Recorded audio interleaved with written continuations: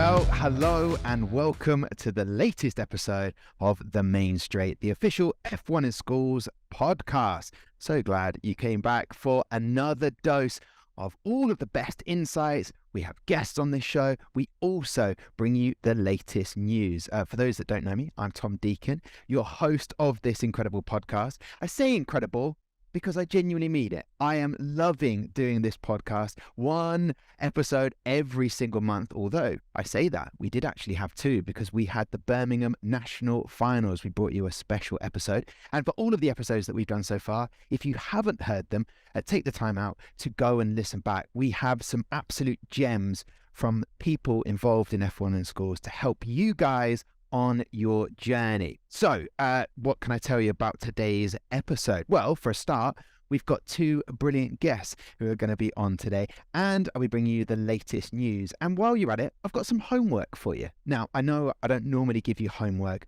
but you know how it is, guys. You have a vision, you have a brilliant idea that you put into actuality, and then you think, we've got a brilliant product, but no one ever hears about it. Well, that's kind of the same with this podcast. We want you guys to like, subscribe, and let everyone know that might be interested in this very podcast to get involved with it. So if you do it, don't do it now, because listen to the episode, do it at the end. But basically what I'm saying, we love your support, love your comments, but definitely leave us a like and subscribe. So let's get to it then. I'm looking forward to the latest news around the world. But before that, even better, we have got two brilliant guests. And we will start today with Frederique Trouvé, former FIA Commission Manager and ICC for France. Welcome to the Main Straight podcast.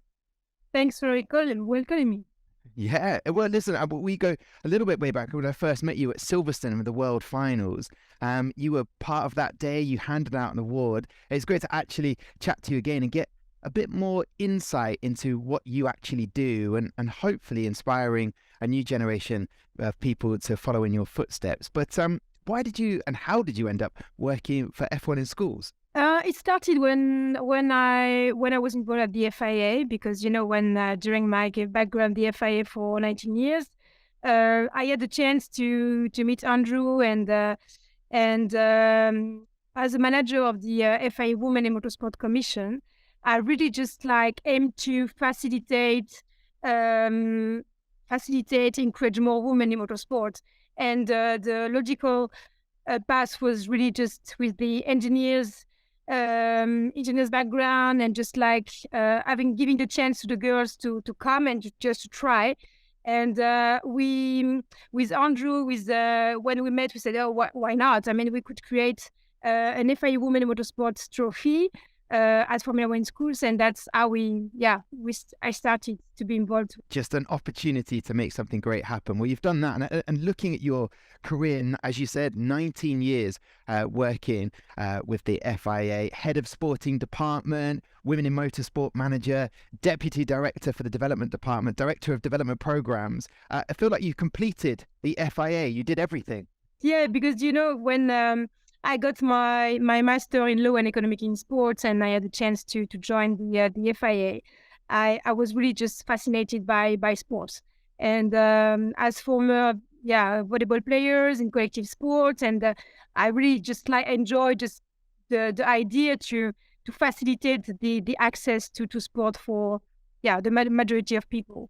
And when I joined, I started to be involved in sports, really by being commissions manager for all of the closed cars in circuit championships. So I had opportunities to manage 3 world championships, and then to create the FIA Women in Motorsport Commission that I managed with Michel Mouton, who was the president of the commission, and launching just amazing program who are still alive, like the Girls on Track and all of this. And the second part of my background, my career at the FIA, was really just to develop the programs for the affiliated clubs, the social responsibilities programs, the trainings programs, and just really to identify the key issues of the different countries affiliated to the FIA, and giving them the expertise and the guidance for implementing motorsports, and encouraging more the youth, the girls, and to join the sport. Well, it sounds incredibly challenging and complicated. So many different areas of your experience in the FIA. How important is it for you, and has been, to create that pathway for more people to get involved in motorsport, but particularly young girls? It's a question of character. I think it's the question of what you believe in, and your passion, and really it's really just, you can identify that one person, when you really decide to do something, you can do it. And then I had the chance to work with so many countries, because at the FIA, more than 150 countries are affiliated. It means that you can work with Gabon, you can work with the Philippines, you can work with more developing countries. So their issues, their challenges are completely different. So it's was a big for me. Just I learned a lot on the different the perspectives, and how to can help each other to and to create the best path for more inclusion, more diversity, and also for adapting the motorsport categories to the reality of the country. I mean, it's so fascinating to we're getting a snapshot of your career and the things you're doing. I'm always intrigued when I speak to people that have had an incredible impact in the field that they work in. What motivates you? What drives you each time you get a new project? Oh my God. It's a big question, but I think people listening, they're on their journey, and they will look at the things that they've got to do for the competition, or just any part of or aspect of their life, and listening to someone like yourself. I mean, you make these things that you say that you've done and been part of very easy, but they're not. They're challenging. They're scary at times. So what gives you that drive, Frederique? First, what was very, very good at the FIA is that when you have an idea, when you have a project you want to push, you want to manage, then I had really the tools for doing it. And they followed me on the different vision I had. And when I came with my just a piece of paper saying that, oh my God, we should do something for women, because the sport is a truly mixed sport, but I don't see any woman. So what we can do? I mean, we should do something. And it's a question of because I'm passionate, because I'm when I have something in my mind, and then when I trust it's true, I want to do, and I want to go until the end. And that's something drives me, just my passion for humans, for also just like just putting the good people around you for achieving something. This is another key. I think it's very important. And what drives me, just like meeting the kids, meeting the teenagers, meeting so many people who are really passionate by what they want to achieve, and then with the enthusiasm, and then to give the tools to the people for reaching their dreams or their goals. That's something that's so important in the life. Yeah, it's definitely something that I find so inspiring, especially Worlds, when we chatted together at Silverstone, just to be surrounded by creative people who are so passionate, and their drive to succeed. You absorb it yourself. You start being more passionate. You're like, yeah, why don't I do this? And all the ideas flare. Is that when back in 2012, I believe you went to the first of your world finals that you attended? Is that what you saw, and is that why you wanted to get more involved in F1 in schools? Yeah, definitely was for me an amazing experience. I was very impressed by first, the enthusiasm around the challenge.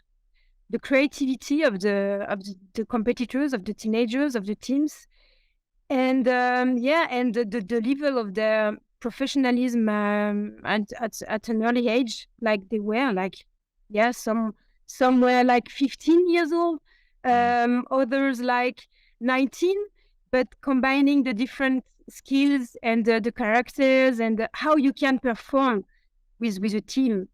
I mean, as a team, this is something for me. It's another aspect. Just coming back to your previous question, but I think that as a good team, if you form a strong team, you can achieve something good.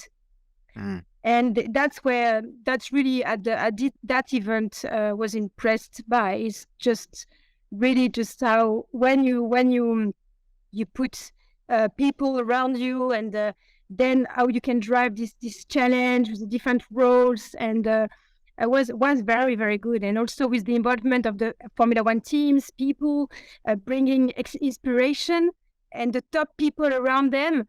That's also something very important. It must make it rewarding, and maybe that's the right word to use. Later on this show today on the Main Straight, we'll be chatting to Amy Martin, who's gone on from competing to meeting you, working with you in Monaco, to now being at Mercedes. Just so excited. Does that give that kind of spark to you? Or like, I had a dream, I had an idea at the FIA, and it's great to see it being implemented and working. Absolutely. It's and also that's the role, and we'll come to that later when about my role in France. But that's really just like to transfer the knowledge, the passion, and to reward the people who are involved, who are passionate by something, and just giving them the opportunity to access to a job. And also, it's a key. Yeah, a key. I like that. It definitely is a key factor in this. Because at the World Finals in Silverstone, I was, and I'm going to say it, I was pushed gently towards eating pate with French bread. It's not something I necessarily thought I would be doing during a World Finals, but a brilliant French team was there. And I know that you are now president of F1 in Schools in France since 2021. It must be great to see lots of French teams making it to the World Finals, and probably something you want to see more of, maybe for Singapore this year. Yeah, in fact, we started 2 years ago. So that's really the first year of where we started, and really just the key actors in France was in 2022. So not easy after the COVID period and everything, but we started progressively with just engaging teams at the professional class. And then now we have like more than 30 teams, and we'll qualify 20 for our first finals, which will happen in May this year. So at Paul Ricard circuit at the Extreme Park. So we are super proud of that, and we can't wait. Yeah, it's going to be brilliant, especially at the Paul Ricard circuit. That will be fantastic, and hopefully we'll get some very strong teams from France. I'm sure they're probably listening now to this, and so there will one you will hear about, I'm sure. Good to know. And also I have to ask you about becoming head of international relations and social responsibility. That's you were made that in 2022.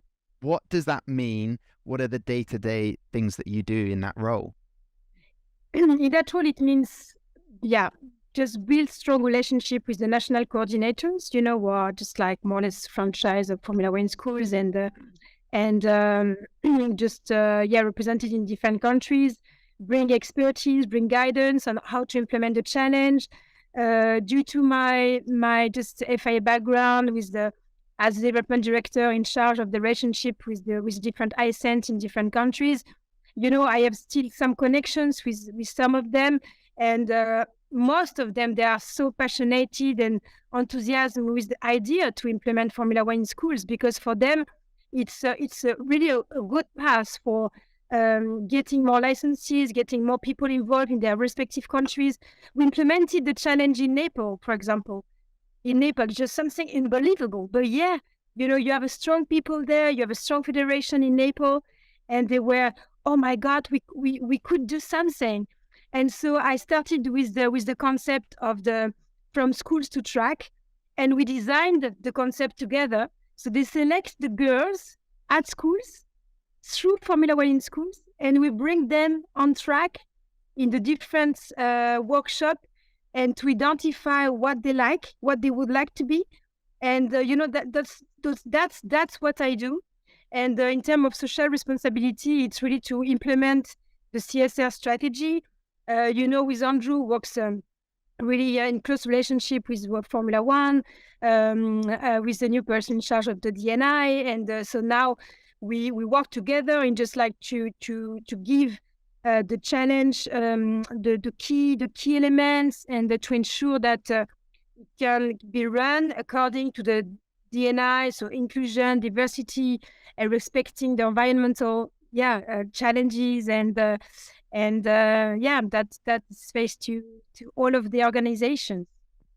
It sounds like, Frederique, and I'm trying to think of the people listening right now, what they take away. We always say on this podcast, on this show, that you'll find a gold nugget. You'll find something that you'll take away which will help you in your STEM journey. You've mentioned about working with teams. It sounds like you always have big ideas. You have these great ideas, and it's about putting people around you that can help you to achieve those things. I'm sure in your 19 years at the FIA and in other years in the sport that you've been involved in, there's been challenging moments. How do you find to overcome those moments? Because teams right now will be getting ready for world finals, and teamwork, it's challenging. It can be very difficult. What strategies, what things could you pass on to help teams achieve these big ideas that they have? The first is just like to listen and to really understand the key details, the elements on what you need. Sometimes people want to go too fast and then forget to really listen and to really understand the context, the environment, and what the person want to achieve and how they want to achieve. And for me, one of what I've learned through my FIA experience, and now with the being as the Formula One schools head of CSR and the relationship with different national coordinators, is really to take into consideration just like where they are and what they want to achieve, and then you can find the resources, the tools, all the times, because you have so many talented people around. Then it's that's the it's a kind of strategy. I don't know how to say that, but it's a process. It's a process. Okay. Well, I think that's very helpful for everyone listening. And I suppose it still brings you joy, your work that you do. What are your hopes for the World Finals this year in Singapore and for the forthcoming years? What are your hopes? And maybe you could tell us maybe those big ideas that you've got that you're working through at the moment. The vision, you mean? Yeah, the vision. Please. Yeah. So first, with friends, we would like to be on the podium at the World Finals for sure. So okay. Definitely, we know that we have very strong teams. Even if it's the first year, I mean, that's just amazing. We have some teams coming from engineer schools, but also others who are independent schools, but really kids, the teenagers, and they are brilliant. So we would like to have the chance to be on the podium or just to get one trophy. And secondly, in terms of my vision for Formula One school, generally speaking, and I would like to see really just like center of excellence in every continent in the world, maybe creating continental cups involving the countries in each region, selecting the best, the top teams in the different region of the world, and creating just like competitions with the regional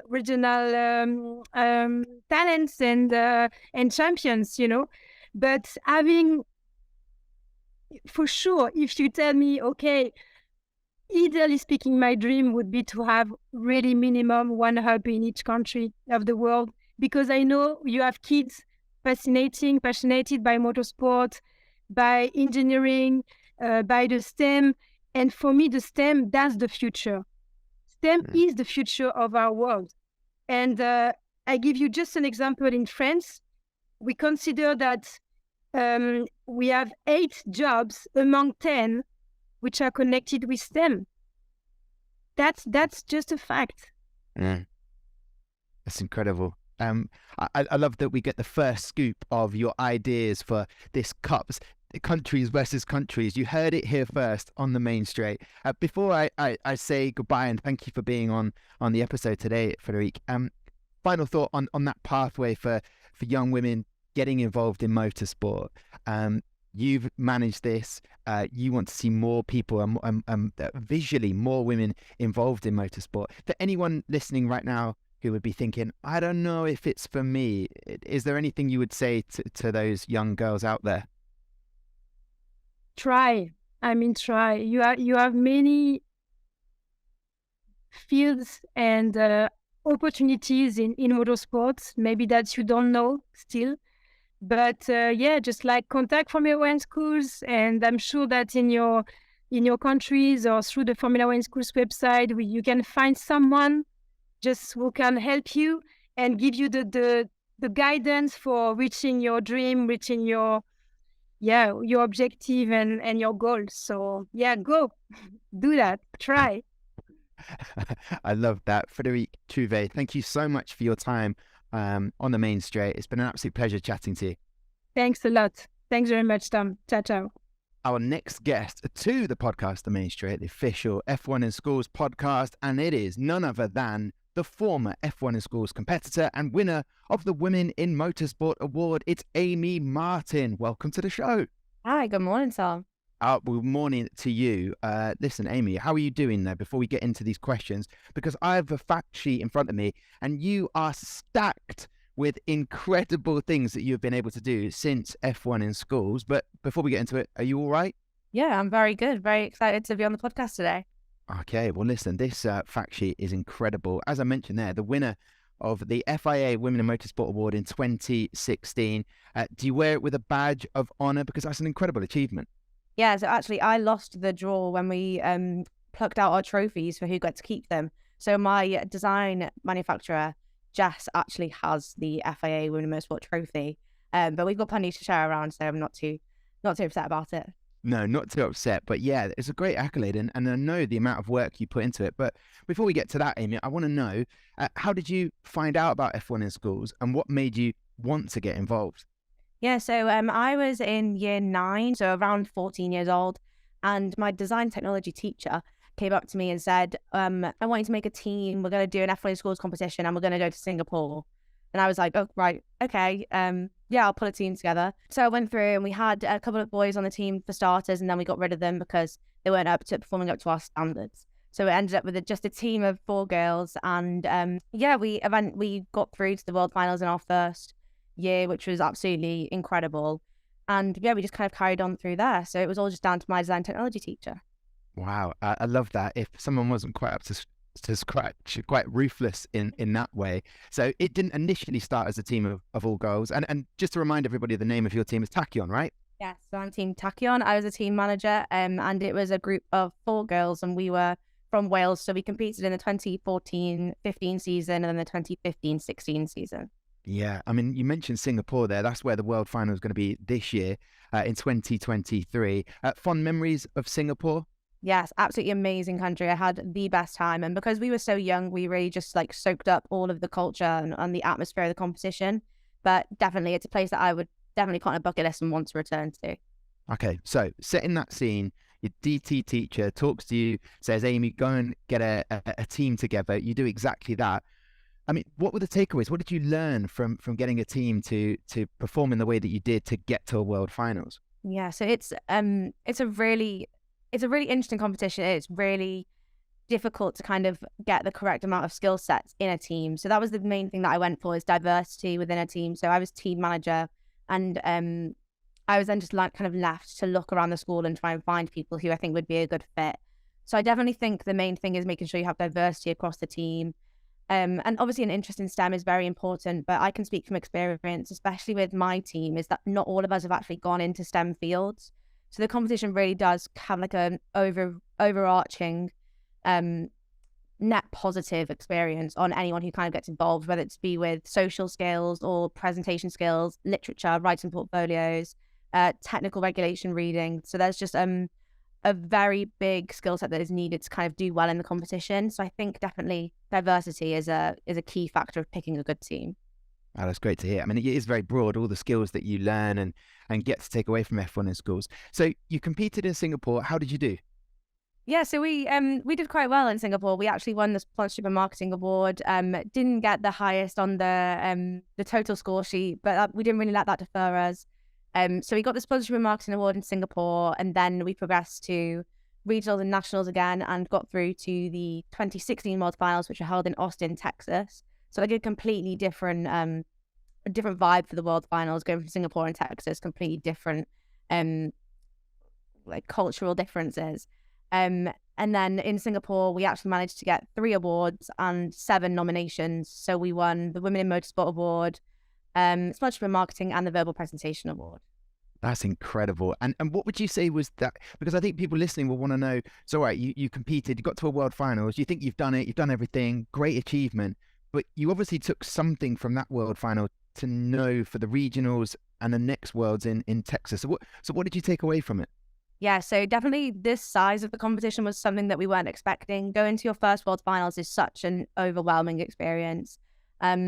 Meeting so many teams and kind of getting information from people who are older than you and who are more experienced in the competition was definitely something that we worked on. So we spoke to the people who actually won the 2015 World Finals and kind of soaked up all the information that they had, any advice they had, and then kind of used it progressing forward. And obviously at that point, you've been working as a team for a year and you're now going into a second year of working together. So you kind of, you know how people work and you know how people need to be motivated and how people need to be pushed, who meets certain deadlines and who's always late. That's a key thing to give certain people a little bit more leeway. But yeah, definitely just gelling together as a team was a really important thing for us in between those 2 World Finals.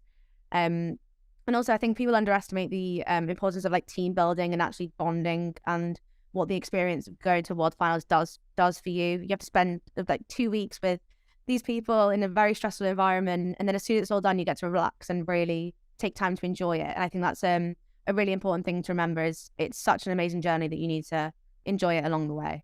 Yeah, and one of your team competitors was at the Birmingham National Final this year. And that's incredible for me on the outside to see you still got those friendship and also some of your teammates wanting to still be involved in F1 in schools.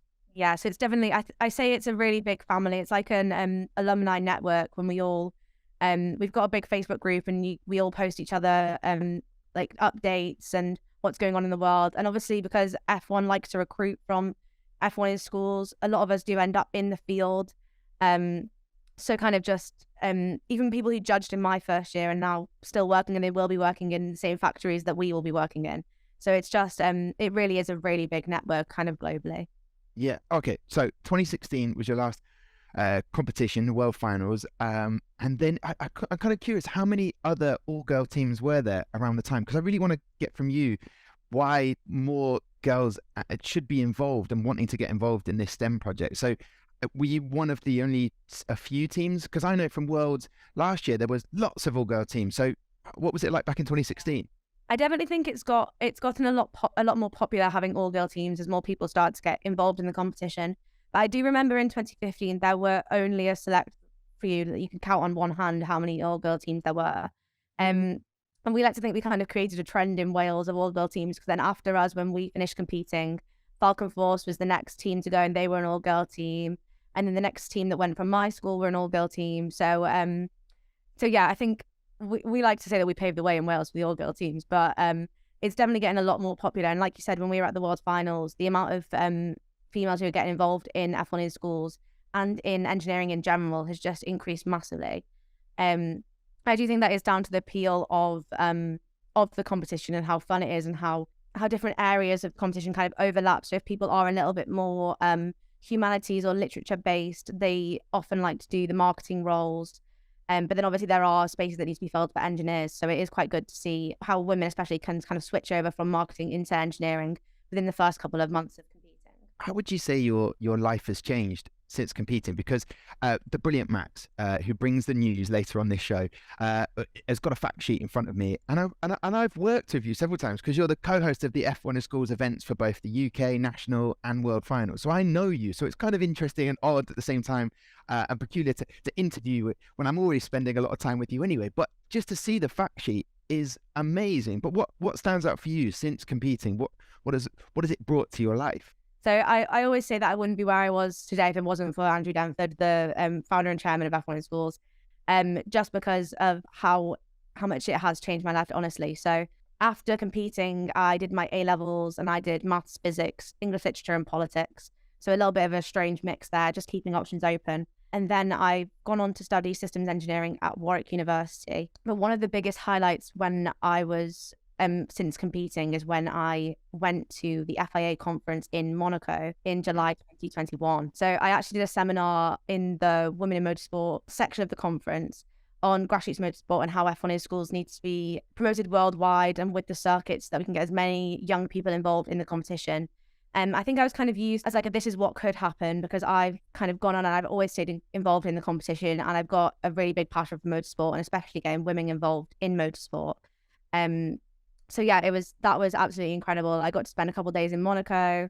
I got to meet Jean Todt, the former FIA president. So that was absolutely incredible. And I got to hear from all of these inspirational women who have come from different walks of life and have now ended up in motorsport. So I met a couple of girls who were rally drivers or who wanted to do F1 racing. And then I was there kind of from an educational background as how we can get women involved in more engineering-based roles in motorsport. So yeah, I think that was definitely one of the biggest achievements I've ever had is presenting at that.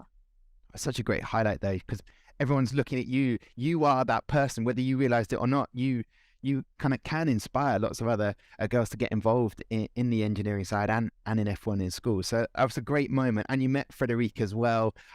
We've already heard from her today, but she's brilliant. So was she inspiring? And obviously being at the World Finals at Silverstone, to see her again and the work she's doing. Yeah, so it was really nice to actually meet Frederique at Silverstone again, because we got to have a little chit chat, because Monaco was such it was a very stressful environment just because there was so many things going on, so we didn't really get the chance to kind of have a little catch up. So it was really nice to see her again. But yeah, it was just seeing women in high positions in motorsport is just such an inspiring thing. I know we can all say how inspiring it was to see Claire Williams as a team principal, Ruth Buscombe as head strategist. They are just two absolutely inspiring women. I do think it's really important to have visibility within motorsport, because people who are watching at home will always see the drivers and the principals, and it's such a male-dominated field. So it's really nice to have visibility and to actually have women who you can see and who you can be inspired by. Yeah, and I have to say, co-hosting with you for the World Finals that we had in Silverstone and the Nationals and the Denford factory, it's great to have you alongside me. An incredible help for all of the hosting we had to do, and all of the regionals that you've been hosting as well. You've got to see all of the cars, which will hopefully be going to the Worlds.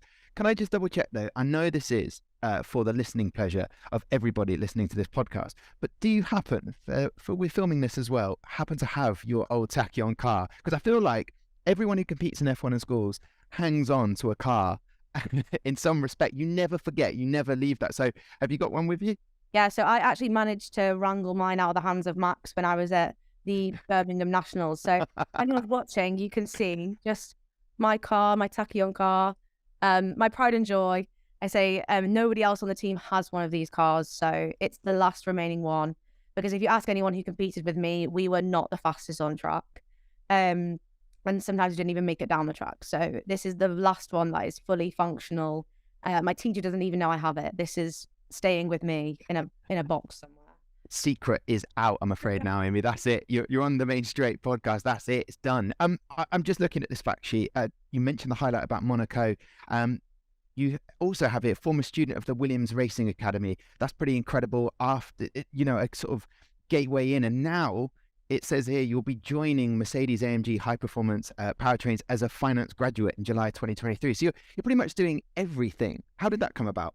Yeah, so I when I started my engineering degree at Warwick University, I realized I wanted to do a kind of a year in industry because it's such an important thing to have actual hands-on experience and to have experience in the workplace. I actually ended up working for Wells Fargo Bank in London last year.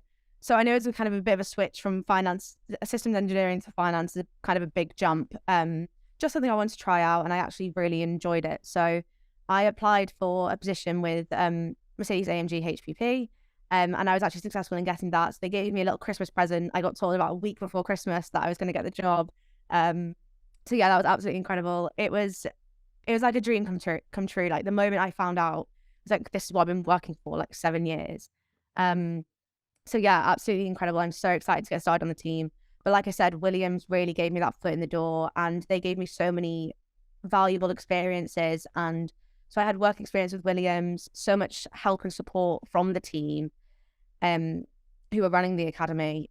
And honestly, I would not have been able to do it without them either. So I got selected for the academy in 2016 in Texas. And I've worked with them ever since. I've been a member, going to tire tests and doing modules and learning from different members of the team, absolutely invaluable. And I can't really thank Williams enough for kind of taking the chance on me and allowing me to kind of learn and grow from such amazing people. I know this from hanging around with you for the events that we do, Amy. You're incredibly inspiring. Would you say the secret is, it seems to me, listening to your journey, it's kind of that yes attitude to like, here's an opportunity, let's take it, let's run with it, let's challenge myself. Is that maybe something you would say to anyone listening right now? Not necessarily to follow in your footsteps if they want to, incredible, but follow their own opportunities, would you say? Yeah, definitely. I think that's the main one, is people get confused why I took a finance role. I definitely did it just so that I could have a door open. And it's always really good to take any opportunity that you're given, even if it is absolutely terrifying. When Andrew rang me up and asked me to go to do a conference, the FIA, this was in July 2021. So coronavirus was just kind of dying down, and I thought, okay, yeah, I'll be doing a Zoom call just like we're doing now. I said, well, I'll do a Zoom call and I'll do a conference. Then he said, I need a flight number. And I was like, oh, okay. I'm going to look out. This is the first time I was flying on my own, and the first time I was absolutely terrified to do this absolutely like prestigious event, and to talk in front of all these people who probably know a lot more than me. And I was 21 years old at that point, and I was just kind of just finding my way of what I wanted to do in the future. So absolutely terrified, but it was honestly one of the best experiences of my life. And I really do think that even if you think you are not ready for something, you just got to embrace, and you've really got to just try and go for it, because I didn't think I was ready to do a finance job either. And now it's kind of led me to this job with Mercedes. And then I don't know where that's going to take me in the future, but I think it's really important to have a go at everything and really, really try and do your best, and really try to give it all you've got. Even if your heart's not 100% in it, you just got to really try and embrace it, because you don't know what could happen if you succeed in that field. Couldn't have put it perfectly. It couldn't have put it any better. I'm even struggling for words. That's just a perfect way of summarizing it, Amy. It's a great tip. I'm also seeing here that you got to meet the principal strategy engineer, Hannah Schmitz, as well, and that was part of the Oracle Red Bull Racing Factory. So just take those opportunities. Anyone listening, if you're a little bit fearful of nationals that are coming up, or regionals, or just anything, you just will grow and take so much from that experience. Amy, an absolute pleasure to chat to you and have you on the show. I'm looking forward to maybe seeing you out in Worlds, but it sounds like you'll just be incredibly busy and won't be able to make it, to be honest. I mean, that's to be confirmed. I love that. Keep people guessing. Love it. Thank you so much for coming on the show, Amy. Thank you very much. I told you this month's episode was going to be a good one. Two brilliant guests on the show, Frederique and Amy. But now, on this month's podcast, we turn to Max Fernley, PDC producer. He's the director. He's also my co-host, and he's going to bring us the latest F1 in Schools news. Max, welcome back again. And I tell you what, Max, you've been incredibly busy, haven't you? Scotland regionals. You then had North London and the regionals. It's go, go, go at the moment, isn't it? Yeah, there's a lot of moving around at the minute, but it's exciting stuff. We've got Newcastle next week. Then it's I think it's Bolton that we're going to for the North West Regional. And then it's constantly on the move, but it's so much fun, and it's nice to be back in person again. Yeah, nice to see. Oh, yeah, definitely. Because I suppose you get to see all the cars, what people are doing. You noticed how good the level is. I'm not trying to scare listeners who are competing, but the level's been high, hasn't it? The level's been extremely high, and it's been really it's great to see these returning teams and completely new teams that haven't been in the competition before that are coming in with these great cars, great pit displays, and overall just doing so well in this competition. It's been a tough few competitions to see who's going to take home the prizes, but it's so great to find out who's going to nationals in the end. Yeah. Well, listen, Max, there is some news out there. Things are going on worldwide. Where are we going to start this week? We'll start with this week with the US have just announced that they're going to be hosting their national final in Florida. That's going to be from the 15th till the 17th of June. So it's cool to see that they've got a date set in place, and they're going to find out who's going to the World Finals. Yeah. World Finals at Silverstone, brilliant. The American teams that were competing, very official. Always love chatting to those guys over in the States. Anyone else got their nationals going on? Australia are going to be having their national finals this month. So again, more teams that will find out who are going to the World Finals in Singapore. So exciting. And then there's not that much news this month. With me being traveling all the time, I haven't been able to do so much, but partially on me. But also, there's no results coming out yet. It's going to be this month where we're finding out who's going to be coming to the World Finals for Australia. Then we'll have some more news and loads of other exciting things going on.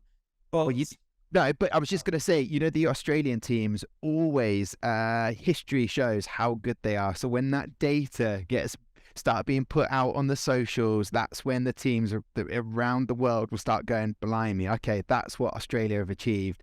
Let's see if we can beat that. So I suppose you're right. It's good to know that their nationals are going on, but then teams listening right now, that's when you need to look at the data and see how well they've done. But isn't it going to be all change? We spoke to Gary Anderson in the last episode, Max. Are the regs, they're definitely changing now. Let's just be very clear on this. They have changed for the Worlds. The new regs for World Finals are officially out. They are officially out. There's been a lot of positives, sort of reactions that have come out of it. A lot of talking points, mainly with the Halo. But I think the Halo is brilliant. I think the Halo, it makes it more like an F1 car, which is why wouldn't you want that with F1 in schools? I think the new regs are absolutely amazing. It'll be great to see the new era of cars coming into play. Do you know what? Now you mention it, I have seen lots of talk about it. Talking points are brilliant. It's neither good news, bad news. It's just, these are the regs. How are you going to achieve them? And some of the teams have got right behind it. I think it looks great. And do you know what? I will say this. If Gary Anderson says he likes it, I like it immediately. The chair of judges says this is what's happening. I'm excited. But have some teams already started designing their cars or what they would look like? I haven't seen any current teams creating cars with the Halo yet, but I have seen our second place winners at Silverstone World Finals make a render of their old car with the Halo on. So Blackout from Wales, they made a really cool car with the Halo on, and I think it looks brilliant. I think that car with the Halo looks more like an F1 car than ever, and I think it just looks beautiful. Hang on, as you said this, because the Blackout, the team were at the Birmingham Nationals helping out trackside. Great guys in there. I'm looking on their Instagram right now, Blackout Wales. Do you know what? That looks really good. It looks really, and they've put their old car, obviously the World Finals car, next to how they would super up, and they've gone for the number 2. Is that? Do you have to put a number? As part of the regs, you have to have a number on now. Yes. Okay. I believe. I will probably stick the image of the car on top of this. If you're watching on YouTube, if you're listening, head over to Blackout Wales' Instagram and you'll be able to see it. But it'll Looks just give you a amazing. rough idea of what the future cars will look like. It'll look great. Yeah, it's so cool. Great guys, great team, still involved in F1 in schools. And the fact that they didn't need to do that, but they're excited about these new regs. So Max, it's all go for you at the moment. I think that's the news update done and dusted for this month. But yeah, you better start getting ready for Newcastle. Yeah, I don't know when I'll next see you. Maybe you should pop by to one of the regional events that we're running, but it'd be a nice surprise to see your face turn up. But I know, uninvited. Tom Deacon rocks up. But do you know what? If I can make it happen, I would love to see the regionals and everyone competing, and it would be great to meet you before I meet you at the World Finals in Singapore. Well, Max, that's it for this month's episode. A brilliant one. Can't wait for the next one. I'm not even going to ask you who's on it because I feel like it's all go at F1 in schools, but I can guarantee you this, we will get some fabulous guests on to give you some insights for your STEM careers. Right, that's it for this one. But don't forget, like and subscribe, and make sure you're following all of the socials for F1 in schools, and you will never miss any of the latest news. Thank you very much for this and for coming in to join us for the Main Straight, the official F1 in Schools podcast. I'm going to go now.